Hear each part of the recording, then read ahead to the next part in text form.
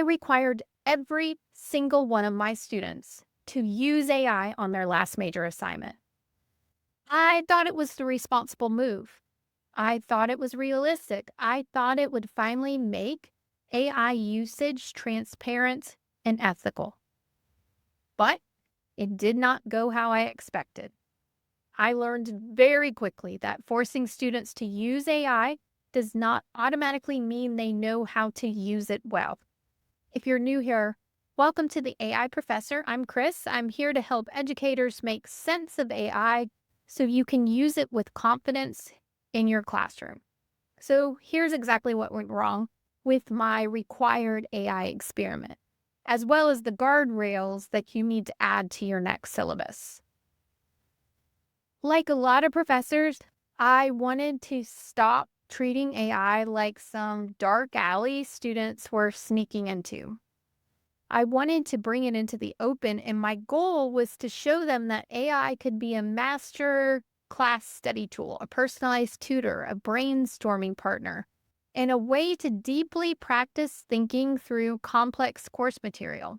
So I built it directly into the assignment requirements.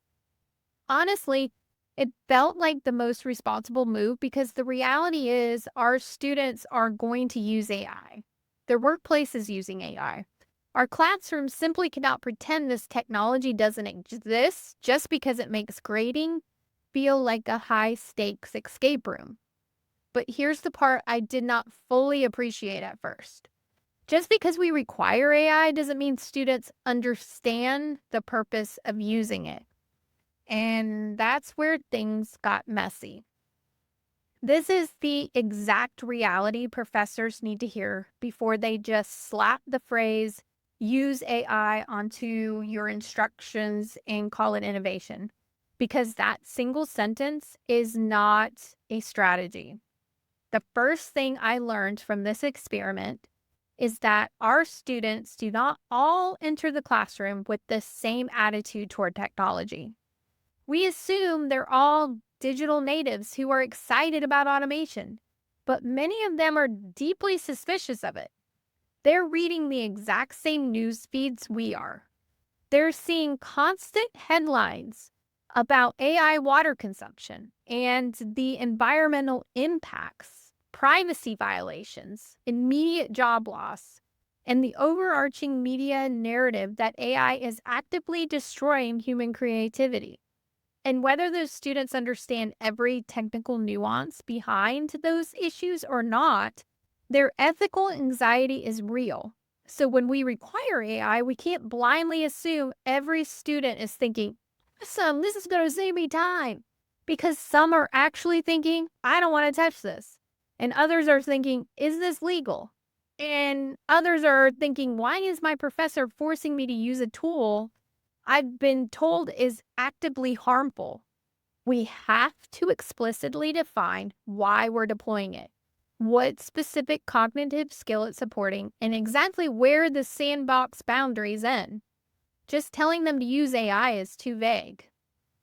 That's the exact equivalent of handing a student a graphing calculator on day one and saying, go do math. It's a lovely sentiment, but it's not a lesson plan. The second thing I learned is that the other half of the class was perfectly willing to use AI. They had zero ethical hesitation, but they didn't want to use it the way I wanted them to use it. I wanted them to use AI to support their thinking. I wanted them to ask better questions, review tough course concepts, compare competing ideas, and practice applying the material. I wanted them to get feedback from the model and then make their own critical decisions. But some students wanted AI to do what students have always wanted shortcuts to do: finish the work faster. That's not new. Students have always looked for shortcuts. AI just gave the shortcut a nicer interface and a blinking cursor. This is why simply telling a class to use AI for this assignment is a massive trap. If you aren't explicit, you leave a dozen loopholes open. Are they allowed to use it to brainstorm? Can they ask it to explain a concept? Can they use it to outline?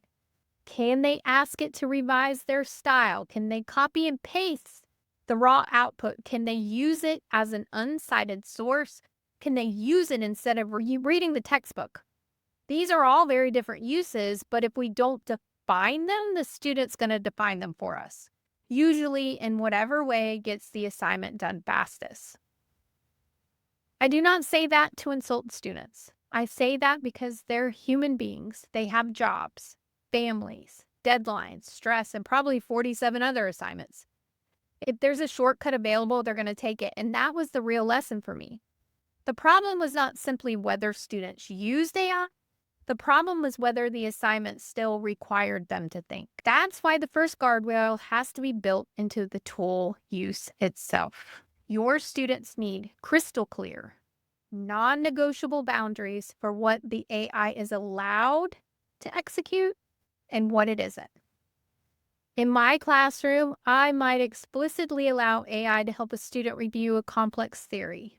I might allow the AI to custom quiz them on the week's reading or help them organize their raw thoughts before they start drafting a paper.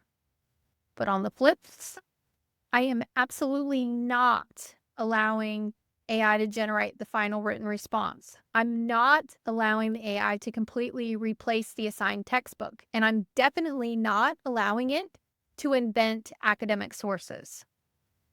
Above all, we can't allow students to treat an AI model like the final authority on a subject because AI can sound incredibly confident while being completely wrong, which, to be completely fair, is also true of some faculty meetings. That's a separate video.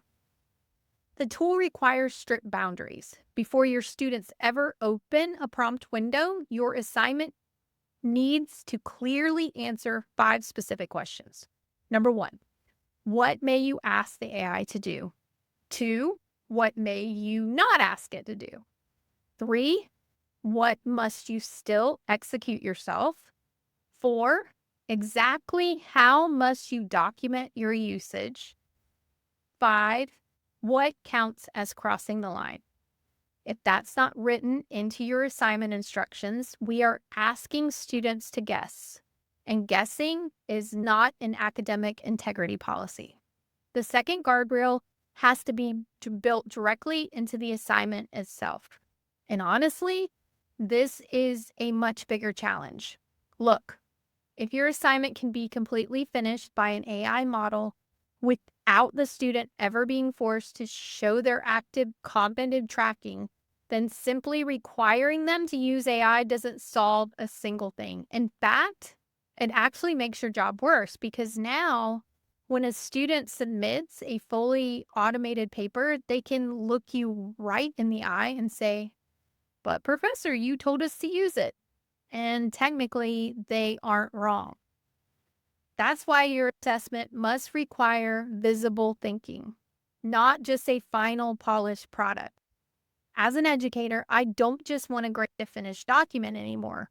I want to see the student explicitly map out what they asked the AI. I want to see exactly what raw data the AI spit back at them, and I want to see what they consciously accepted, what they rejected, what they questioned, and what they completely rewrote. I want to see how they physically anchored that AI output back to our course material. That's where the learning happens. The magic is not in the AI response. The learning is in what the student does with it. So instead of asking your students to simply submit a static answer, force them to document the process. Build a mandatory short reflection into the rubric that forces them to answer, what did the AI actually help you clarify? What did the AI get completely wrong or leaves out entirely? What specific facts did you have to cross-verify with your textbook? And where did you exactly own independent thinking? That turns AI from an answer machine into a thinking checkpoint. And that is what we actually want. So, if you remember nothing else from this video, remember this. Do not grade the AI output. Grade what the student does with it. The third guardrail is absolute source control let's be blunt, this one matters immensely. Your students cannot use an AI model as an objective source of truth. AI is phenomenal at explaining a concept, organizing an outline, or acting as a sounding board. But the raw, verified, factual information must still anchor directly back to the materials we trust. That means your textbook. It could be your live lecture, your assigned readings, peer-reviewed library databases, your approved course documents. I know, wild concept. The exact materials we assigned in the syllabus should actually be used to complete the assignment. So, if I require AI in an instruction prompt, I simultaneously require students to anchor that output back to the course materials. For example, use at least one concept from the textbook.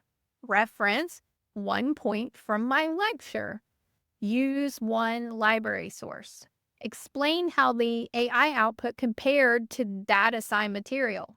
That way, students are not just asking AI for an answer and calling it a day. They're using AI as a support tool and then checking it against verified academic information. That's the difference between AI-assisted learning and AI-generated nonsense wearing a nice paragraph structure. Here's what this could look like in a real assignment. Instead of saying, use AI to help answer this question, I would say, use AI to help you explore the topic, but your final response must include 3 things. First, explain what you asked AI and summarize the response in your own words. Second, compare that response to the textbook, lecture, or library source. Third, explain what you kept, what you rejected, and what you changed based on verified course material. Now the student has to do something with that AI response. They have to evaluate it. They have to compare it. They have to make a judgment. That is thinking, and that's the point. The goal is not to prove students touched AI. The goal is to make sure AI did not replace the part of the assignment that was supposed to measure thinking. So, here is what I ultimately learned after forcing an entire class to use AI. Some students need to clearly unpack why we're deploying it. Some need us to establish where the ethical sandbox ends. Some need us to stop blindly assuming they understand the difference between cognitive support and total substitution. And all students need assignment designs that make their internal thinking fully visible. Before you require AI in your class this semester, build these 3 things into the architecture: clear tool rules, visible thinking checkpoints, and required course-based sources. This is what keeps AI from becoming an easy out and turns it into something infinitely more powerful, a tool our students actually have to think with. Now, I want to hear from you. Drop me a comment below and tell me, are you allowing AI? Are you banning it? Are you requiring AI in your classroom this semester? Let me know your stance. I want to see where the consensus lies. Let's be honest, we do not need more vague, high-level AI policies. We need practical assignments that our students can actually follow. If you're ready to tackle those boundaries right now, click on this video. I'll show you exactly how to write crystal clear AI rules for your syllabus that eliminate the guesswork for your students. I'll see you in the next video.